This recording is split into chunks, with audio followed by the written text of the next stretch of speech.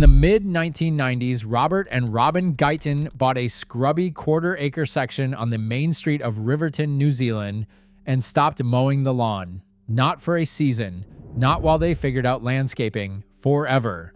Where the grass had been, they let broom and gorse stand. Where a hedge might have gone, they planted apple trees pulled from abandoned orchards.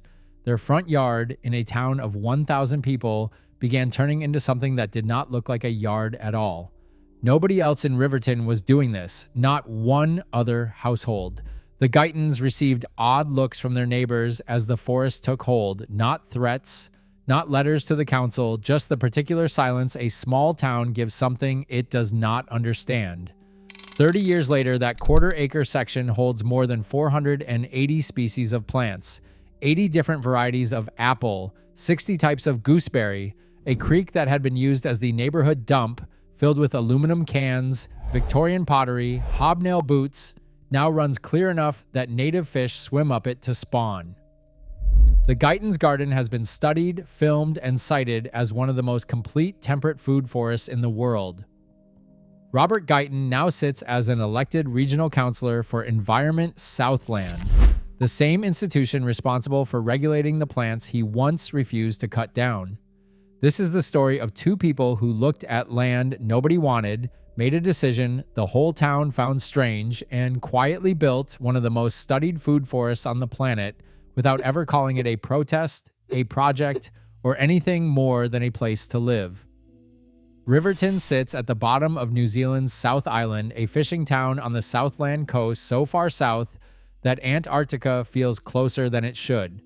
In the 1990s, it was not an aspirational address.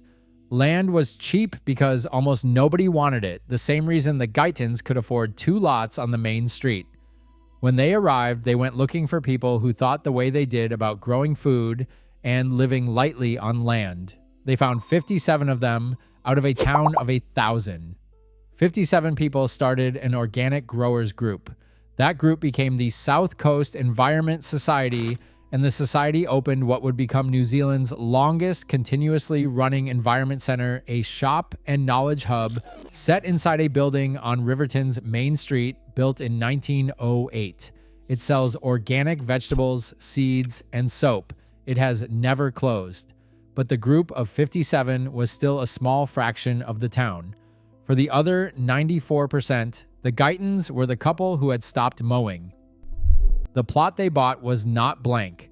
It was, in Robert's own words, mostly broom and gorse, the same 2 plants New Zealand farmers have spent more than a century trying to eliminate. Gorse had been classified a noxious weed by the New Zealand government since 1900. It chokes pasture, grows in dense 3-meter thickets, and every conventional method, spraying, burning, bulldozing, exists because gorse fights back against all of them. Cow parsley and cocksfoot grass filled in the rest. By any farming standard in Southland, the land was a liability. Robert made the same mistake almost everyone makes first. He cleared it. He remembers clear felling the broom and gorse across the property early on, and the moment he did, the wind that the thicket had been blocking hit the exposed ground directly. The soil dried out. Whatever had started establishing in the shelter of the weeds was suddenly stripped bare to the coastal gales that come off the Southern Ocean. He didn't clear it again. Instead of fighting the plants everyone in Riverton considered an enemy, Robert began working with them. He let the shelter trees stand and planted fruit trees, natives, and herbs directly underneath and among them. Inside the wind protection, the worthless plants were providing for free.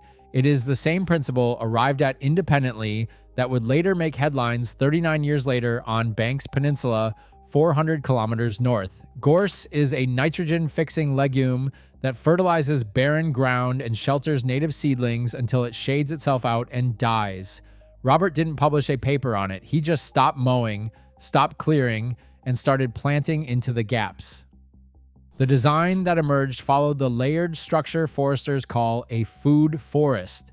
The tallest native trees on top, forming a windbreak and nesting sites for starlings and tui, with fruit trees underneath as the next layer down.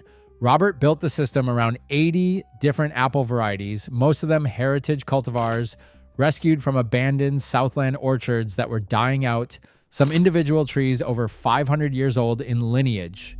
Below the fruit trees came a layer of berries, red currants, black currants, white currants, gooseberries, Worcester berries, the kind of shrub that likes the dappled light under a canopy rather than open sun. Wrapping around all of it, biennial and perennial herbs, some edible, some medicinal. Below the herbs, bulbs and root crops, parsnips, wild carrots, and climbing up through the whole structure, grapevines and kiwi fruit and hops, binding the layers together the way vines do in an actual forest. Robert didn't plant a single row. He built an ecosystem, and the ecosystem started doing labor he never had to pay for.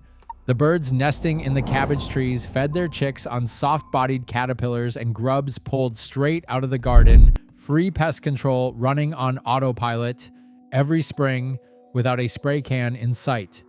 When cow parsley threatened to smother the raspberries and currants, Robert didn't cut it. He walked on it, crushing the crown just enough to knock it back without killing it so the shrubs underneath could get light while the cow parsley recovered in time to flower again because the flowers were feeding the hoverflies that were keeping the pest insects down. It is, in his own description, a bit like making a salad on a grand scale. No tools, no sprays, just timing. Compare that to what a conventional vegetable garden in the same climate demands. Rows of annual crops need to be replanted every season, weeded by hand or by chemical, watered on a schedule, and protected from pests with active intervention year after year, indefinitely. Robert has pointed out that almost nobody who runs a row-cropped garden claims it looks after itself because it can't. A food forest, once its layers are established, increasingly runs the opposite way. The more Robert intervened in the early years, the more mistakes he made. The less he intervened as the system matured, the more the plants, insects, and birds began managing each other. He has described his own role 3 decades in less as a farmer and more as a bit player, someone whose job is to notice what the land is already trying to do and get out of its way. For the first several years, that description would have sounded like an excuse to anyone driving past. The garden did not look tidy. It did not look managed in any way a Southland farmer would recognize. There were no straight rows, no clipped edges, no mowed grass. Vines climbed trees instead of trellises. Fallen leaves stayed where they fell, feeding the soil instead of being raked into a bag and put on the curb. Riverton's climate should have made the whole project harder than it sounds. This is Southland, exposed to the Southern Ocean, cold enough that most gardening guides call it too far south for a serious orchard. Robert planted grapevines anyway, dozens of varieties collected from across Southland and neighboring Otago, trained up at the base of the native trees instead of on a trellis. Enough of them took hold that vines now run up through the canopy in a way Robert has said he has not seen replicated in any other forest garden. What was underneath that mess was doing something no visible inspection could show. On the creek running through the property, a stream so degraded when the Guytons arrived that it had functioned as the neighborhood dump for years, filled with rusted cans, broken bottles, and pottery dating back to the Victorian era, the water started to change. Once it was cleared and the banks were left to vegetate naturally instead of being mowed to the water's edge or straightened into a drain, Robert noticed something in the shallows, native whitebait, swimming upstream. Nobody fed them, nobody managed them. The habitat simply became good enough that fish that had once had nowhere to go started finding a way back in. That single detail is easy to miss in a story about apple trees. But a native fish species finding its own way back into a stream that had been a garbage pit inside one human lifetime is exactly the kind of result conventional land management in Southland was not producing, not because the science was wrong, but because the approach fought the land instead of listening to what was already trying to grow there. The fish in question belonged to a family. New Zealanders know well without necessarily knowing the name, galaxids, the migratory native species whose juvenile stage makes up the whitebait caught every spring across the country, a fishery in decline for decades from habitat loss and blocked waterways. A stream choked with rubbish or straightened into a drain offers a migrating galaxid nothing. A stream left with its natural stones and overhanging vegetation offers a path upstream. The Guytons didn't restore the creek for the fish specifically, they just stopped treating it as infrastructure to be tidied, and the fish did the rest. The Guytons kept going. Diet changed along with the garden. Instead of reaching for lettuce, they started eating what the forest actually produced in quantity. Alexander's, nettle soup, perennial French sorrel, plants most of their neighbors would have called weeds if they'd grown in a paddock. Roughly 70% of their food, by Robert's own account, now comes directly from the half-acre that started as broom and gorse. By the middle of the 2010s, the 57 founding members of the Organic Growers Group had turned into something with a name and a mission, the Open Orchard Heritage Fruit Project. Southland had once been thick with orchards, and by 1910, the region held hundreds of them, some acres in size, growing apples, pears, quince, and berries in such abundance that local stores didn't bother stocking fruit. Over the following century, most of those orchards died out, their varieties lost with them. The Guytons and the Environment Society began doing something almost nobody in the region had systematically attempted: collecting scion wood from the dying trees, grafting it onto new rootstock, and propagating it back out into the community. More than 7,000 grafted trees have been given or sold to Southland communities through the project. 14 public orchard parks now exist across the region, planted entirely with rescued heritage varieties. Robyn Guyton alone has traced more than 100 distinct apple lineages, some identifiable by sight, in a research project she describes the same way a genealogist describes tracing human ancestry, except it's apples. Some of that knowledge came from people who were about to take it to the grave. An old sawmiller in Riverton taught Robert and Robyn how to graft apple trees decades ago, a skill that, without that conversation, would likely have died with him. The Guytons have spent years since collecting oral knowledge and half-forgotten grafting techniques from the last generation of Southlanders who grew up with working orchards, digitizing it at the Environment Center so it survives past the people who hold it. None of this happened because a government agency funded it. It happened because 2 people in a town of 1,000 refused to mow a lawn, and 56 others eventually agreed it might be worth trying too. Robert Guyton is now an elected regional councilor for Environment Southland, the same body that, elsewhere in the region, still enforces noxious weed control on properties that look nothing like his. The man whose front yard the town once gave odd looks now sits on the council that regulates land use across the whole region. Neither the Guytons nor the council appear to see this as ironic. It is simply what 30 years of a working method looks like once enough people have watched it succeed. The numbers by now are difficult to hold in the head all at once. 480 documented plant species on a property that started as broom, gorse, cocksfoot grass, and a rubbish-filled creek. 80 apple varieties, some traced back through lineages centuries deep. 60 types of gooseberry, a creek running clean enough for native galaxiids to spawn in, where it once ran thick with Victorian-era trash.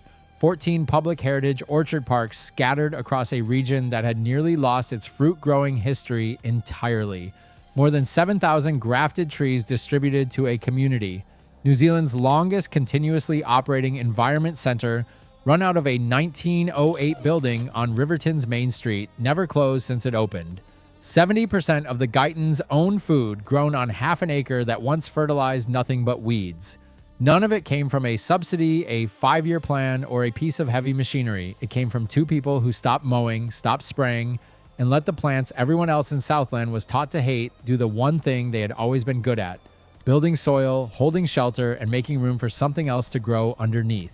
There is a photograph that could be taken from the Guytons' front gate today of a canopy of 80-year-old lineage apple trees, understory thick with currants and herbs, a creek running clear behind it, and set beside no equivalent photograph from 1990 because nobody thought to take one. Nobody expected a neglected quarter-acre with a rubbish-choked creek to be worth documenting. That absence is its own kind of evidence. The land wasn't considered worth watching until it had already proven itself. Robert Guyton still lives on that land. He still has no lawn to mow, And the town that once gave his family odd looks now sends its school children to walk through the forest he grew out of the plants everyone told him to kill. The Guytons never set out to prove a point to Riverton. Broom, gorse, a rubbish-filled creek, and a scrubby quarter-acre nobody else wanted was about as degraded as a small town section gets. Fixing it took 30 years, no funding, and a willingness to be the only household on the street that had stopped mowing. The forest did not need permission. It only needed someone to stop clearing the way for it and wait. If you're not subscribed yet, now's the time. We publish stories like this about people who did the unglamorous, unfunded work of rebuilding land nobody else wanted. Hit subscribe, hit the bell, and I'll see you in the next one.